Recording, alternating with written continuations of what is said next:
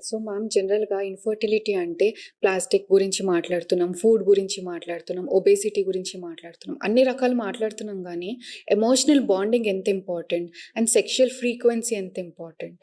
First మనకి husband support చాలా important ట్రీట్మెంట్‌లో. "నువ్వు వెళ్ళు, నేనొస్తాను. నువ్వు చూయించుకో. నీకేం ప్రాబ్లమ్ లేదు" అన్నప్పుడు మళ్ళీ నేను చూయించుకుంటాను అని వైఫ్స్‌ని పుష్ చేసేవాళ్ళు చాలామందుంటారు. ఈవెన్ అన్నీ పర్ఫెక్ట్‌గా ఉన్నాయి నాకు. మేడం నిన్నొచ్చి కలవమంటున్నారు అనంటే, నాకేం ఇష్యూస్ లేవు. అమ్మాయికి ట్రీట్ చేయండి మేడం అని చెప్పేసి వెళ్తారు. బట్ బేసిక్ ఇన్వెస్టిగేషన్స్ కూడా చాలామంది చేయించుకోవడానికి ఇష్టపడరు. అప్పుడు ఏమైతదంటే ఆల్రెడీ సొసైటీ నుంచి ప్రెషర్ ఎదుర్కొంటున్న అమ్మాయికి హస్బెండ్ సపోర్ట్ లేకపోవడము ఇంకా స్ట్రెస్‌ఫుల్ ఉంటుంది. సో మెయిన్ హస్బెండ్ మనకి సైకలాజికల్ సపోర్ట్, ఎమోషనల్ సపోర్ట్ చాలా ఇంపార్టెంట్. తర్వాత నెక్స్ట్ వచ్చిన మీరు అడిగిన క్వశ్చన్‌లో సెక్షువల్ ఫ్రీక్వెన్సీ అనేది it should not be like conceive అవ్వడానికి అన్నట్టు ఒక మెకానికల్‌గా ఉండొద్దు. ఎమోషనల్ బాండింగ్ ఉన్నది అన్నప్పుడే without any treatment patient will conceive. అట్లా మనము వాళ్ళిద్దరిని మోటివేట్ చేయాలి. ఒక రొటీన్‌గా ఒక బేబీ కోసము అన్నట్టు చేయకుండా ఆ బాండింగ్ మీకు ఫిజికల్, ఎమోషనల్ అవన్నీ పర్ఫెక్ట్‌గా ఉంటేనే మీకు స్ట్రెస్ తగ్గుతుంది. మీరిద్దరూ కలిసి ఎక్స్టర్నల్ ప్రెషర్స్ హ్యాండిల్ చేయగలుగుతారు. ట్రీట్మెంట్‌లో వచ్చే ఒడిదొడుకులు, సైడ్ ఎఫెక్ట్స్ ఇవన్నీ మీరిద్దరూ కలిసి ఉంటేనే ఫేస్ చేయగలుగుతారు అనేది కొంచెం బాగా ఎక్స్‌ప్లెయిన్ చేసి మోటివేట్ చేయడం చాలా ఇంపార్టెంట్. యూజువల్‌గా క్యాలెండర్ డేట్స్ చూసుకొని ఆ టైంలో ప్రెగ్నెన్సీ ప్లాన్ చేస్తే వచ్చేస్తుంది అన్నట్టు డేట్స్ చూసుకుంటున్నారు. ఇప్పటికి డేట్స్ చూసుకుంటున్నారు.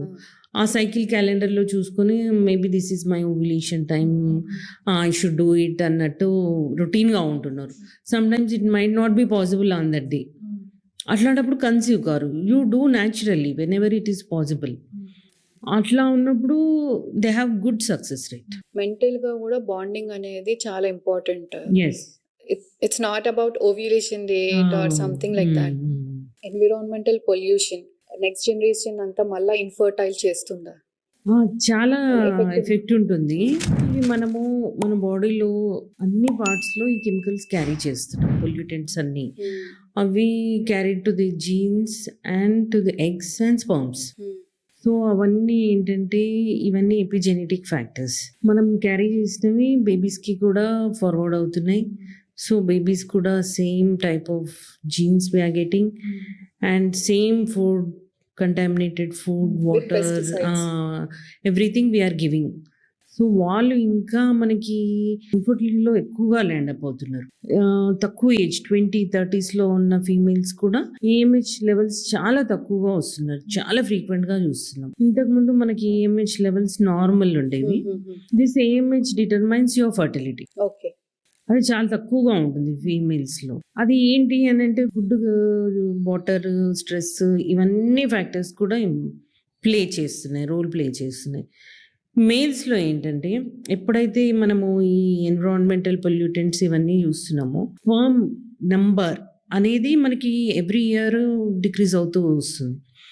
WHO మనకి సెమెన్ అనాలిసిస్‌లో ప్రతి వాళ్ళు రిలీజ్ చేస్తున్న డేటాతో పాటు స్పెర్మ్ వాల్యూమ్ అంటే మనకి 2 ml వాల్యూమ్, 1 ml వాల్యూమ్ అది తగ్గుకుంటూ వస్తుంది ఎవ్రీ టైం వాళ్ళు రిలీజ్ చేసిన డేటాలో. సో స్టార్టింగ్‌లో అయితే నార్మల్ 60 మిలియన్ ఉండేది. లేటెస్ట్‌లో అయితే 16 మిలియన్ ఈజ్ ఎనఫ్. ఎట్లా అయితే ఫర్టిలిటీ ఎఫెక్ట్ అవుతుందో వాళ్ళు కూడా వాల్యూస్ అలాగే తగ్గిస్తూ వాళ్ళు లేటెస్ట్ బులెటిన్ రిలీజ్ చేస్తున్నారు. So motility, morphology, number, concentration every year వాళ్ళు రిలీజ్ చేసే దాంట్లో తగ్గుకుంటూ వస్తున్నాయి. సో న్యూ పారామీటర్స్ ప్రకారం చూస్తేనైతే చాలా మెన్ పాత వాళ్ళకి కంపేర్ చేస్తే ఇన్ఫర్టైల్ అనుకోవాలి. బట్ ఈ పారామీటర్స్‌లో ఉన్నది ఇప్పుడు ప్రెజెంట్‌గా ఓకే. నెక్స్ట్ వాళ్ళు రిలీజ్ చేసేసరికి ఇంకా తగ్గిపోతుంది. All are affecting the male fertility and female fertility.